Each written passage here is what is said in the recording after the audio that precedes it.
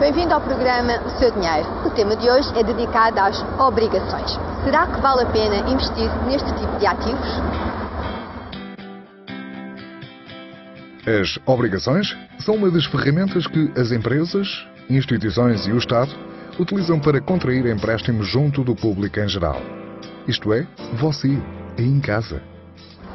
Como obter financiamento é cada vez mais difícil, o que acontece é que os particulares que compram obrigações, no fundo, estão a emprestar o seu dinheiro às empresas ou aos países que as emitem. Há dois grandes tipos de obrigações. As emitidas pelo Estado, conhecidas como as obrigações do Tesouro, OT, e as das empresas. Tudo se passa assim. As empresas ou os Estados dizem que querem emitir obrigações. Escolhem algumas instituições financeiras onde estas se possam subscrever. Depois, há um período de tempo em que o investidor particular ou as empresas as podem comprar. Contudo, antes de investir em qualquer tipo de ativos, deve ler muito bem o prospecto.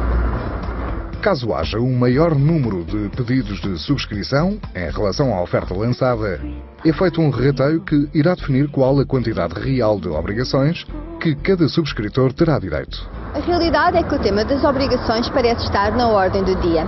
PT, Brisa, Zone, EDP, Continente são algumas das emitentes nos últimos meses. Mas será que este é um investimento que vale a pena?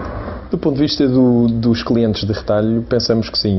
Nesta altura do mercado, as rentabilidades oferecidas nas obrigações de empresas sólidas com negócios sustentáveis é bastante boa, sobretudo quando comparada com a atual rentabilidade dos depósitos, que tem a limitação atual de Euribor mais 3%, acima do qual consome capitais diretamente dos bancos. E, portanto, entre assumir risco sistema bancário num depósito ou assumir risco empresas blue chip com rentabilidades mais elevadas e com modelos de negócios sustentáveis, pensamos que neste momento é uma boa alternativa para os clientes de retalho. Estamos a falar de particulares que têm pequenas poupanças nos depósitos e utilizar estas obrigações das empresas como substituto desses depósitos? Não. Se estamos a falar de um particular que já tem um pé de meia significativo e em que tem uma carteira de ativos, aí pode fazer sentido uma ou outra obrigação representar entre 5% a 10% do total desse património financeiro. Neste momento parece-nos um bom investimento. Se os investidores tiverem algum capital disponível posto de parte para poder, digamos, fazer um depósito a prazo, ou neste caso negociar em obrigações, penso que poderá fazer sentido negociar em obrigações. Isto porque a taxa de juro que é reembolsada aos clientes nas obrigações neste momento está um pouco mais elevada do que aquilo que é o depósito a prazo. As taxas têm estado um pouco mais baixas. Face também ao comportamento das ações nos últimos meses, temos verificado que a rentabilidade das ações tem sido até negativa. Portanto, no último ano tivemos reações bastante negativas nas ações, quedas de 20%, 30% na maioria delas. Portanto, penso que poderá fazer algum sentido neste momento investir em obrigações. Estamos a falar até de taxas de juro na volta dos 6%, 7% anuais, que ao negociar em ações ou mesmo em depósitos a prazo não iriam conseguir obter esta rentabilidade. Ao adquirir obrigações, o banco associará estes títulos à sua conta e cuida de todos os procedimentos.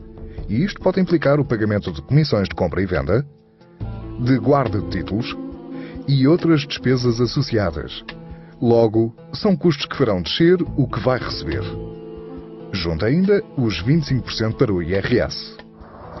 Atenção que as taxas anunciadas não é efetivamente o dinheiro que vai receber. É preciso fazer contas. A título de exemplo, as obrigações do Continente anunciam 7%, mas na realidade aquilo que receberá rondará os 5,1%. Isto porque existem alguns custos associados. O importante é ver que custos é que o banco cobra. Tipicamente há 4 custos. Comissão de subscrição, comissão de guarda de títulos, a comissão no pagamento de juros e a comissão no reembolso. Tendo em conta o seu peso, a mais importante de todas é o custo de guarda de títulos.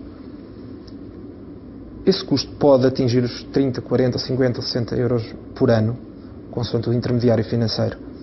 O que, se não tivermos outro título, vai-nos comer praticamente o juro todo.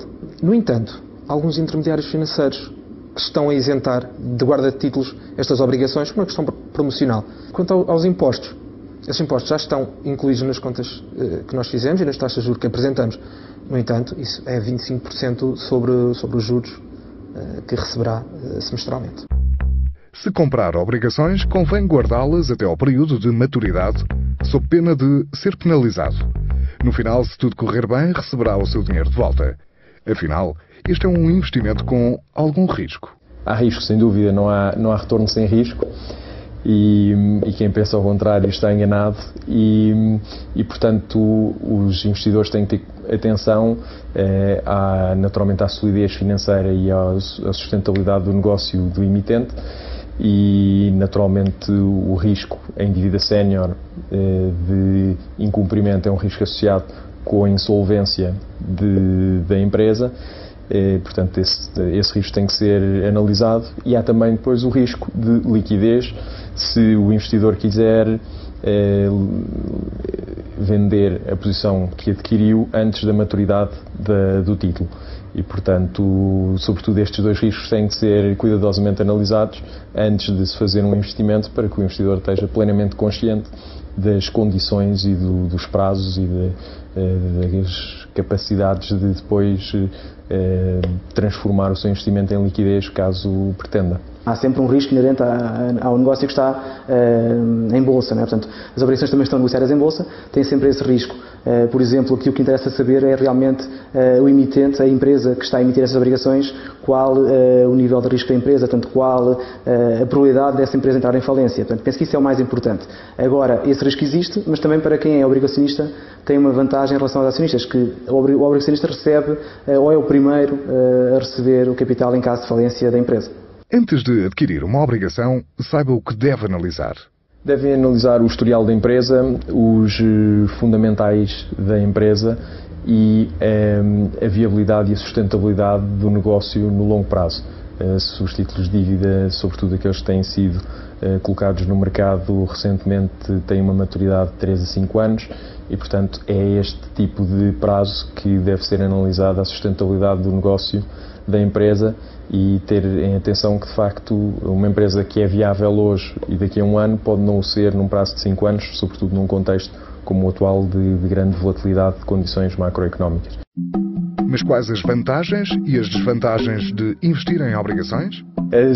As obrigações de empresas têm, neste momento, as vantagens de que falámos há pouco em termos de rentabilidade versus alternativas de risco equivalente e nós aí incluímos o risco de depósitos e a solidez financeira da entidade bancária que os oferece e, portanto, há claramente um perfil risco-retorno que nos parece interessante neste momento no mercado nas obrigações. O investimento em obrigações tem a desvantagem de ser um investimento menos líquido, a venda dos títulos tem menor liquidez no mercado, tem menor mercado em termos de oferta e procura e, portanto, quando o investidor pretende sair do investimento antes da maturidade, tem que ter em conta a possibilidade de ter que vender a um desconto maior do que talvez pudesse contar no momento inicial. A obrigação normalmente é emitida tanto ao valor de 100, tanto que é o valor que se chama o par.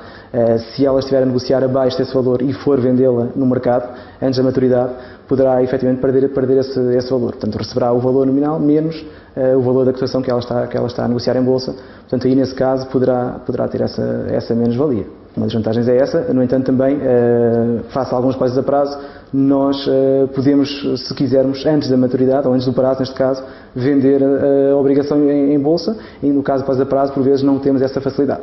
Temos que esperar até ao prazo final para podermos reaver o dinheiro.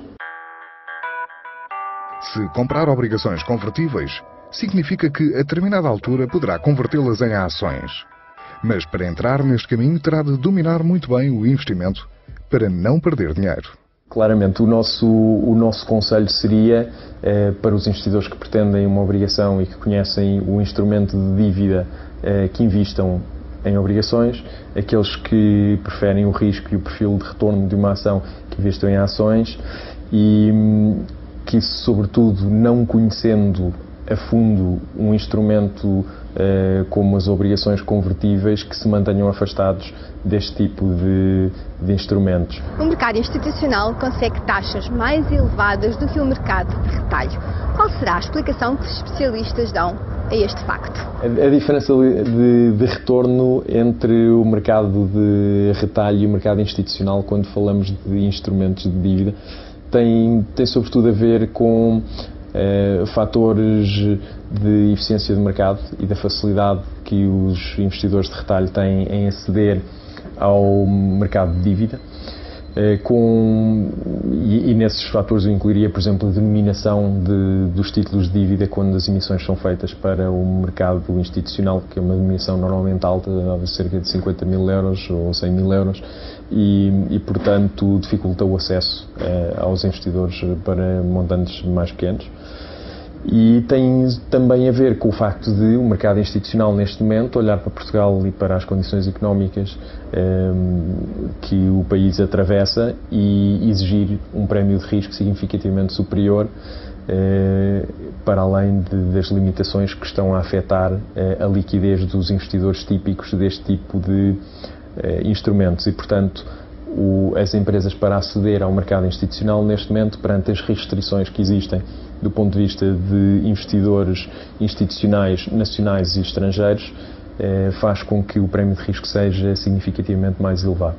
Portanto, há aqui uma oportunidade, quer para os investidores de retalho terem acesso a um instrumento com perfil de risco-retorno interessante, que lhes permite diversificar os seus investimentos, como do ponto de vista da empresa, uma fonte de liquidez que não estava totalmente explorada até agora e que as atuais condições de mercado justificam que seja mais ativamente explorada.